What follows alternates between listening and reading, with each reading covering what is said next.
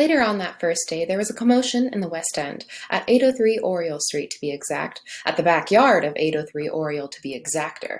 This, of course, was the infamous address of Finsterwald. Kids stayed away from the Finsterwalds the way old people stay away from Sunday afternoon matinees at a $2 movie. And what would happen to a kid who didn't stay away? That was a question best left unanswered. Suffice it to say that occasionally, even today, if some poor raggedy nicotine-stained wretch is seen shuffling through town, word will spread that this once was a bright, happy, normal child who had the misfortune of blundering into Finsterwald's property. That's why, if you valued your life, you never chased a ball into Finsterwald's backyard. Finsterwald's backyard was a graveyard of tennis balls and baseballs and footballs and frisbees and model airplanes and one-way boomerangs. That's why his front steps were the only unsat-on front steps in town, and why no paper kid would ever deliver there, and why no kid on a snow day would ever shovel that sidewalk, not for a zillion dollars. So, it was late afternoon, and screams were coming from Finsterwald's. Who? What? Why? The screamer was a boy whose name is lost to us, for after this day he disappears from the pages of history. We believe he was about 10 years old. Let's call him Arnold Jones. Arnold Jones was being hoisted in the air above Finsterwald's backyard fence. The hoisters were 3 or 4 high school kids.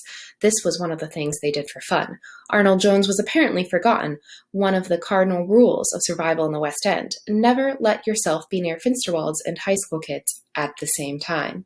So, there's Arnold Jones, held up by all these hands, flopping and kicking and shrieking like some poor Aztec human sacrifice about to be tossed off a pyramid. No, no, please, he pleads, please. So, of course, they do it. The high schoolers dump him into the yard, and now they back off, no longer laughing, just watching the back door of the house, the windows, the dark green shades.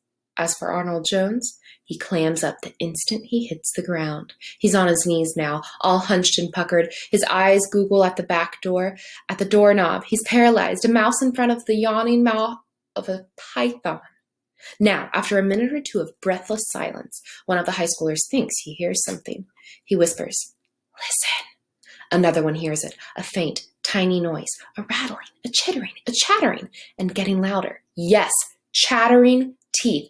Arnold Jones's teeth. They're chattering like snare drums, and now, as if his mouth isn't big enough to hold the chatter, the rest of his body joins in. First, it's a buzz-like trembling, then the shakes, and finally, it's as if every bone inside him is clamoring to get out.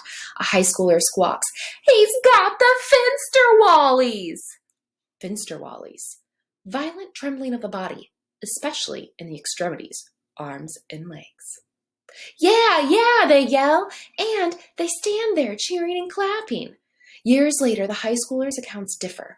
One says the kid from nowhere hopped the fence, hopped it without ever laying a hand on it to boost himself over. Another says the kid just opened the back gate and strolled on in. Another swears it was a mirage, some sort of hallucination, possibly caused by evil emaciation surrounding 803 Oriole Street. Real or not, they all saw the same kid, not much bigger than Arnold Jones, raggedy, flap-soled, sneakers, book in one hand. They saw him walk right up to Arnold, and they saw Arnold look up at him and faint dead away. Such a bad case of the Finsterwallies did Arnold have that his body kept shaking for half a minute after he conked out.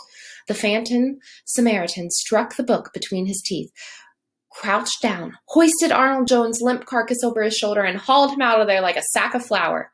Unfortunately, he chose to put Arnold down at the one-stop spot in town as bad as Finsterwald's backyard, namely Finsterwald's front steps. When Arnold came to and discovered this, he took off like a horsefly from a swatter. As the stupefied high schoolers were leaving the scene, they looked back. They saw the kid, cool times 10, stretch out on the forbidden steps and open his book to read.